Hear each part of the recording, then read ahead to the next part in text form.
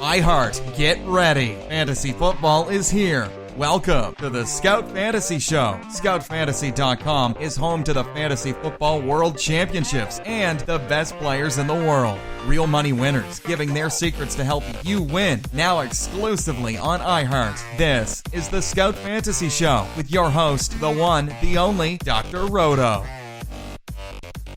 Dr. Roto. Get out the insurance cards. Get out the copay. The office is open, my friends. Oh man, what the Monday Night Massacre. The Monday Night Mess. Monday Night Mayhem. I don't care what words you want to describe it. The New York Jets are awful. And here's the worst part. I truly believe it's the worst part. Right now, if you said to me, Dr. Roto, you could be the general manager of one of two teams. The first team, the New York Jets. The second team, the Cleveland Browns. I think I tell you that I would pick the Cleveland Browns. I would. When I look at the Cleveland Browns, dare I say there are guys on that team who have upside to me. Isaiah Crowell and Duke Johnson, I can live with them at running back. Terrell Pryor, he's a star in this league. Corey Coleman, a young receiver with great upside. Gary Barnidge, a very solid tight end. The defense needs work, for sure. The defense is pretty bad, but Jamie Collins was a good pickup. Danny Shelton, clogs the middle. We need some more pass rush ability there. I've got a cover guy in Joe Hayden. I've got possibilities. I need a quarterback because I can't win with RG3 or Josh McCown or Cody Kessler, that's for sure. But I've got some upside. Now you say to me, Dr. Roto, what about the New York Jets? I've got Matt Forte, who's on his way out. I've got Brandon Marshall, who's on his way out. I've got Eric Decker, who's getting older.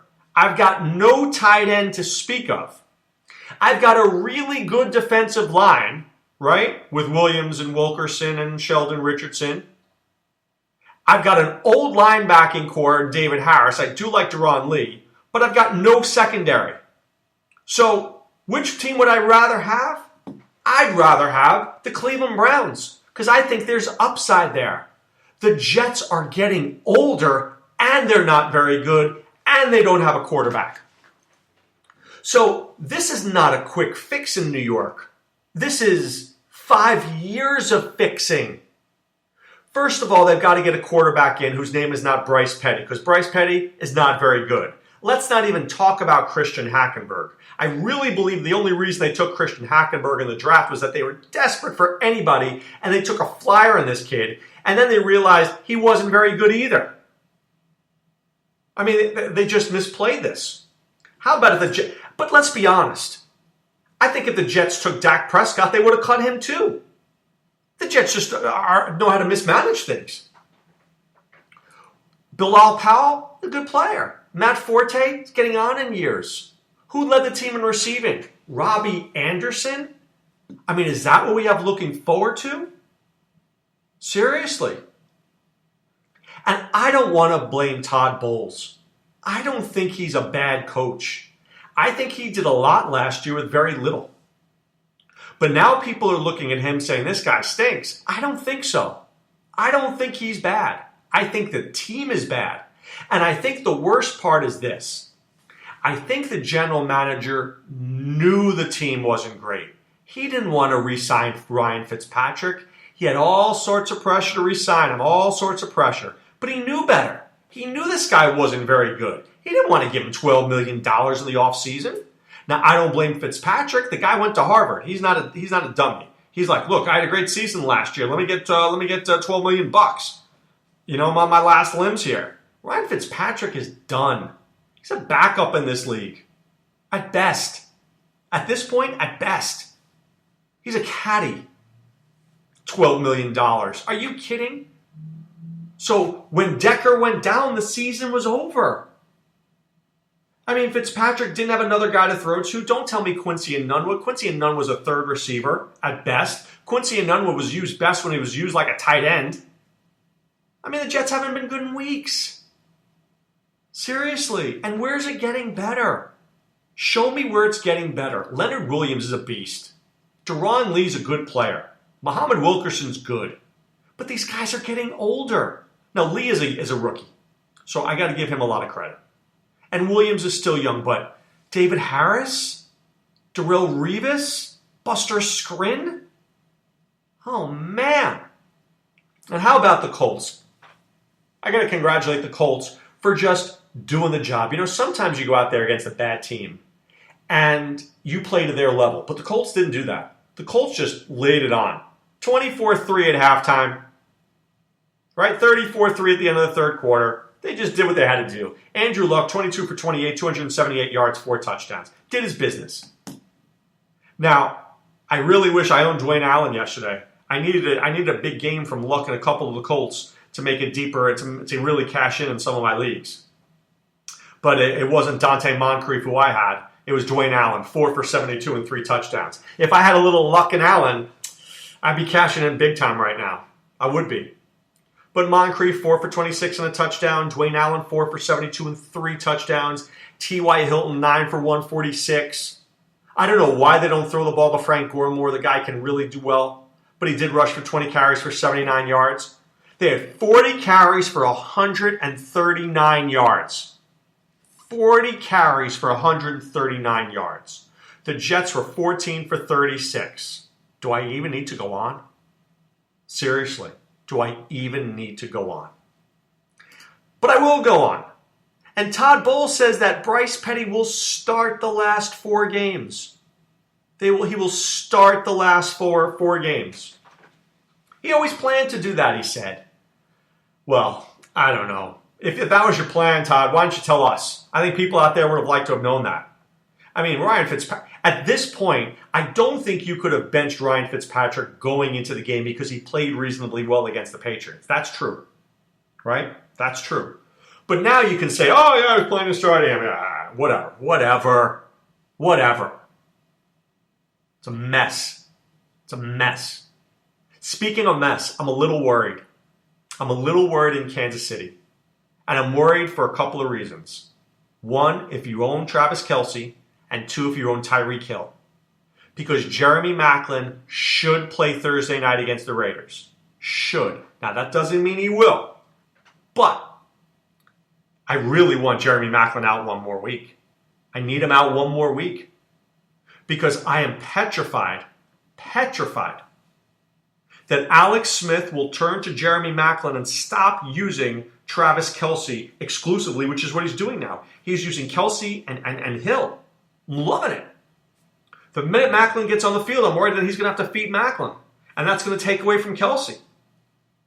I don't think it enhances Kelce. So I'm a little bit worried about that. So anybody who has Kelce right now and Tyreek Hill, you better be watchful. You better watch out. You better not cry. Because Jeremy Maclin may be coming to town. I'm telling you that right now. Not happy. All right. According to Jerry Jones, the Cowboys do not plan to rest their starters. Do you believe that? Because I don't believe that.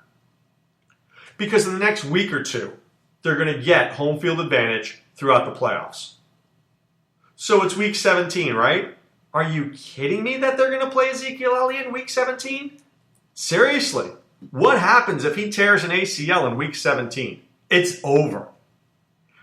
Now, you can't bench him in week 16. But here's what I do. Week 14, I obviously play him. Week 15, I start playing him a little less. I start playing him 2 series, and then I give Alfred Morris 1 series. So Ezekiel Elliott is never getting 20 carries for me the rest of the way. It's just not going to happen. Right? So right now, Ezekiel Elliott, his carries per game, the last few weeks, 22, 18, 21, 25, 20, 20. I want to see 14 to 18 tops. So I'll say about 15 carries a game. The problem is I don't want to go in with a losing record. So I think and here's the Cowboys have to play the Giants, Tampa Bay, Detroit, and then Philadelphia in Week 17. But forget Week 17. I mean, the Giants, Tampa Bay, and Detroit are three teams who could be in the playoffs. So I want to play Ezekiel Elliott, but I might just give him 15 to 18 carries. I might. Maybe not this week. This week I'm going to play him, right? I need to make sure I get in. And then Tampa and Detroit, I scale him back a little bit. So right now, if you own Ezekiel Elliott and you're going to the Fantasy Football Championship, should you be worried? Yes. Yes, you should be a little bit worried. I hate to say that. Who else should worry? Well, right now in the AFC, I'm not worried because the Patriots and the Raiders are fighting for home field advantage throughout the playoffs. They're both 10-2, right? Kansas City's 9-3, so you know the Raiders aren't giving up. And New England wants everything to funnel through New England by the end of the year, so there's no way Bill Belichick is giving up right now. No way. And considering that Tom Brady missed time at the beginning of the year, I don't think he's giving up.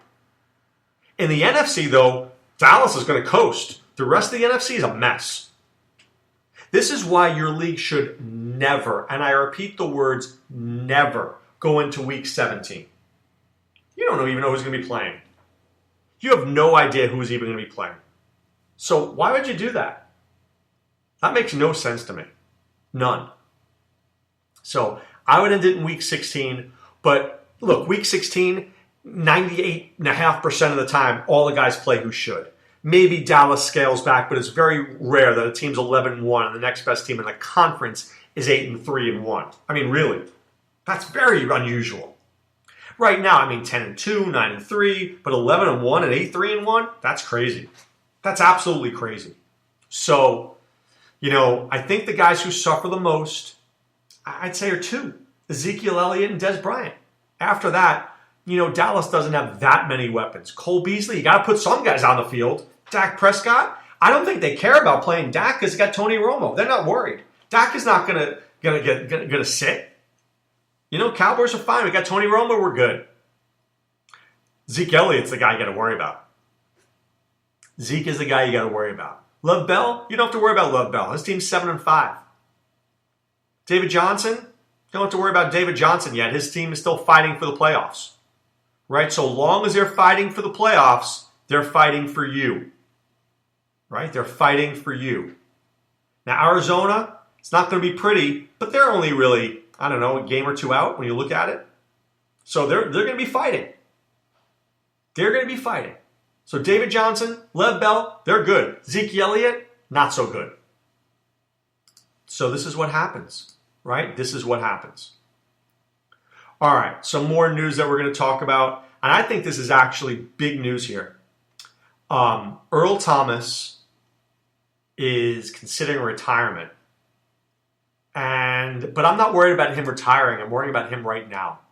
I'm worried about him absolutely right now. Because when you look at that defense needs Earl Thomas. Stephen Terrell is not Earl Thomas. Tyvis Powell is not Earl Thomas. Let me just say this. Richard Sherman is not a great cover guy.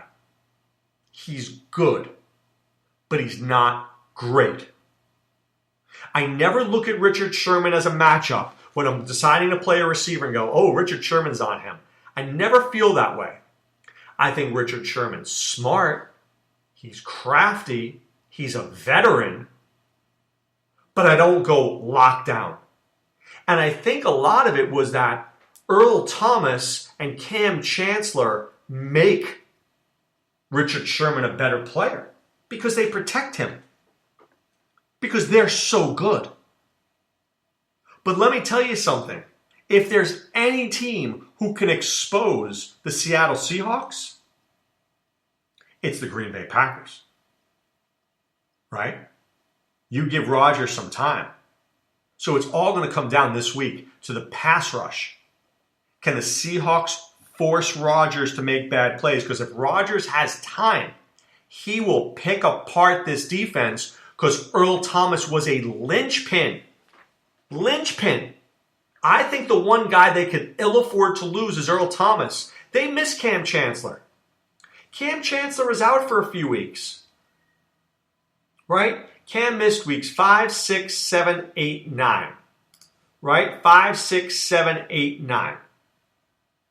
How'd Seattle do then? Right? They did okay. They did okay without Cam Chancellor. I don't know if they can do okay without Earl Thomas. Just saying. Right? Week 5, they beat the Falcons. Week 6, they tied. Week 7, they lost. Week 8, they won. Week 9, they won. I don't know whether they do that without Earl Thomas. I'm just saying. They're playing the Packers. Could lose that. The Rams, they should win. Cardinals, they should win. 49ers, they should win. They should win 3 out of 4 because I don't think Jared Goff or Carson Palmer or Colin Kaepernick can expose them without Earl Thomas. But a good team can and will. A good team can and will. That's the difference. Right? So yes, I am worried about Earl Thomas. I am worried. All right. Jay Gruden wants Rob Kelly more involved. Of course he does. You got to run the football. Now, I don't like Mike McCarthy at all.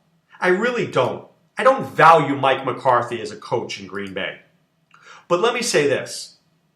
Even when the Packers couldn't run the football, he still always ran for the attempts, right?